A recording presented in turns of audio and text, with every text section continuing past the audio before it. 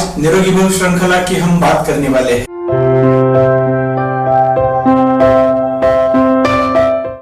निरोगी भव श्रृंखला, इसमें हम जवाब देते हैं आपके सवालों के जो आपने पूछे हैं आपके स्वास्थ्य संबंधी।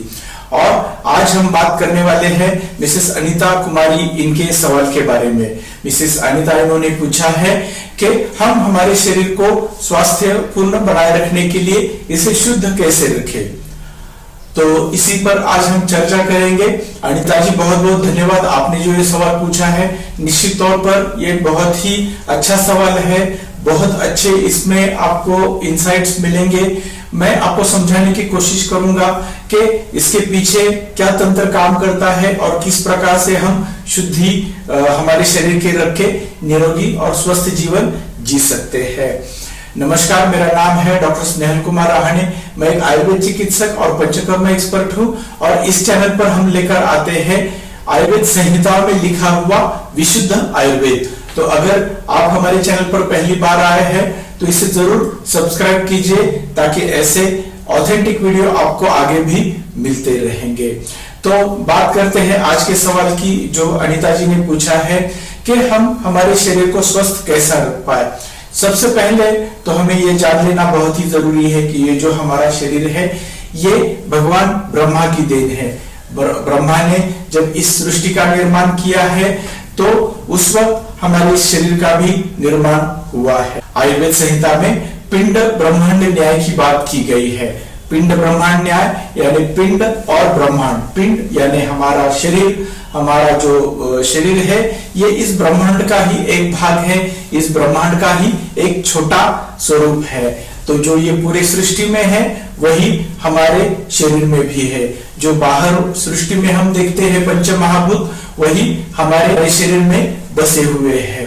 तो जैसे पंच महाभूत है पृथ्वी, आप, तेज, वायु और आकाश, इन पांचों महाभूतों से ही हमारा शरीर भी बना हुआ है।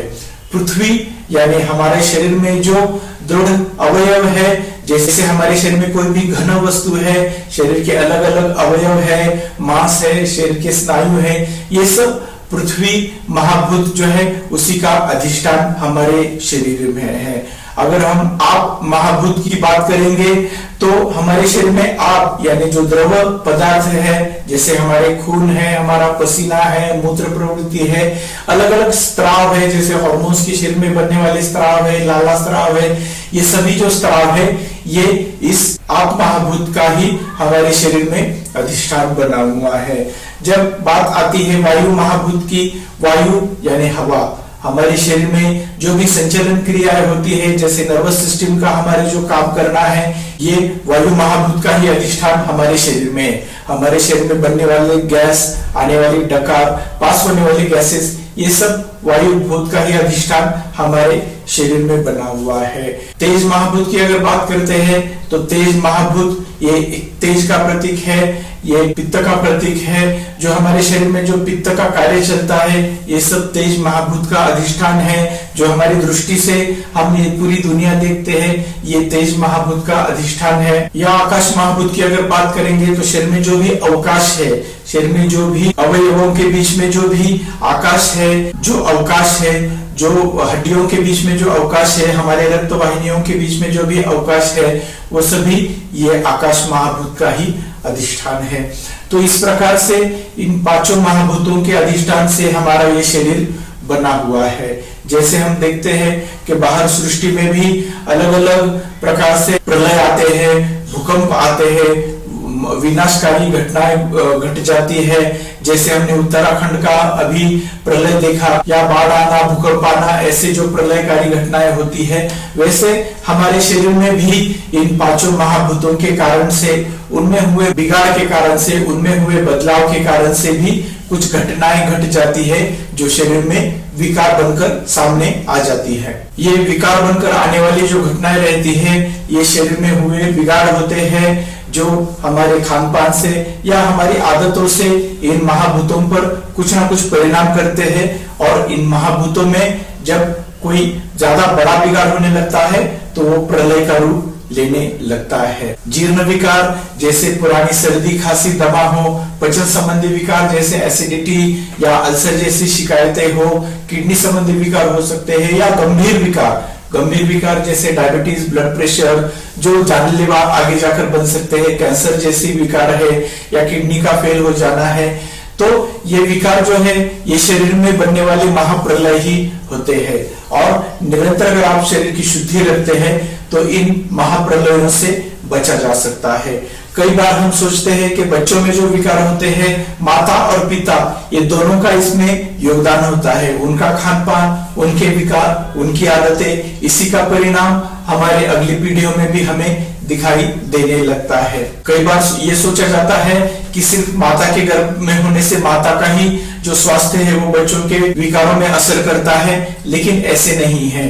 पिता के भी स्वास्थ्य का योगदान बच्चों के स्वास्थ्य में होता है, और जो ये जीन्स है ये बदलते रहते हैं हमारी हैबिट की वजह से, हमारी आदतों की वजह से। अगर जीन्स में बदलाव नहीं होता तो हम आज भी आदि मानव जैसे ही रहते हैं, लेकिन जो हमें ये बदलाव हुआ है, पीढ़ी दर पीढ़ी जो बदलाव होते जा रहे हैं, ये हमारी आदतों के वजह से ही रहते हैं। तो इसलिए अच्छे खान पान की आदतें, अच्छी जीवन शैली की आदतें, अच्छे मनोस्वास्थ्य की आदतें, ये हमारे स्वास्थ्य को अच्छा रखती है, हमारे जीन्स को भी अच्छा रखती है, और हमारे आने वाली पीढ़ी को भी स्वस्थ रहने के लिए मदद करती है।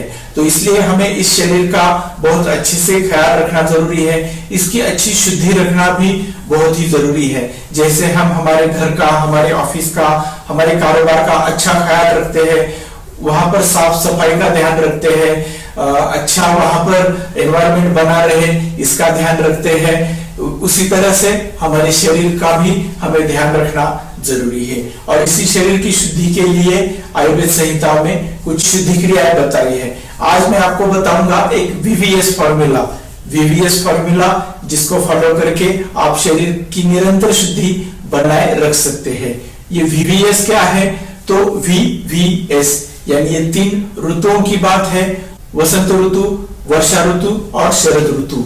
वसंत ऋतु, वर्षा ऋतु और शरद ऋतु ये वीवीएस है। इन 3 ऋतुओं में अगर आप थोड़ा सा शरीर का शोधन करेंगे, थोड़ी सी शरीर की शुद्धि के लिए वक्त निकालेंगे, तो आपका स्वास्थ्य भी हमेशा अच्छा रहेगा। आपके शरीर में जो भी विकार होने को है, वो विकार होने से पहले आप इसे मिटा पाएंगे, जो बड़े विकार होने की संभावना है उसे भी कम कर पाएंगे। तो ये वीवीएस में हम 3 ऋतुओं को ध्यान देंगे। पहला ऋतु जो है वो है वसंत ऋतु। लगभग फरवरी, मार्च के दरमियान ये ऋतु आता है। वसंत ऋतु में आपका खान पान और आपकी जीवन शैली कैसी हो, इस पर हमने खास वीडियो बनाया है रुत आवेरे इस हमारी श्रृंखला में, तो इस पर भी आप ज्यादा जानकारी ले सकते हैं। लेकिन ये जो वसंत ऋतु है इसमें वहन क्रिया की जाती है। वसंत ऋतु जो रहता है इसमें हमारे वात, पित्त और कफ, ये जो 3 दोष है जिनके असंतुलन से शरीर में विकार बनते हैं, इसमें जो कफ दोष होता है ये अपनी प्रकोप अवस्था में होता है। ये शरीर में सबसे अधिक पैमाने में होता है, ज्यादा डिग्री में होता है।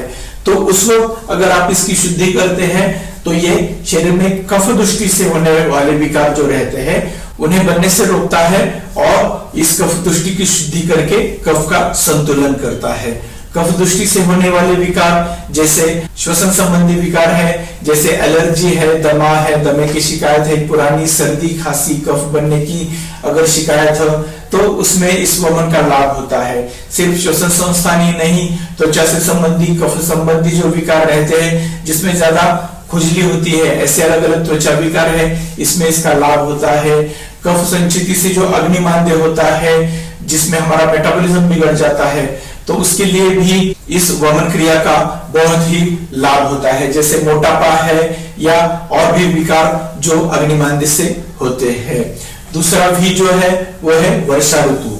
वर्षा ऋतु यानी जुलाई, अगस्त ये महीने, इसमें जो जब ज्यादा बारिश होती है तो तब आपको इसे वर्षा ऋतु मानना चाहिए। और इस ऋतु में आपको बस्ती चिकित्सा जो है, इस बस्ती क्रिया का लाभ आपको होता है।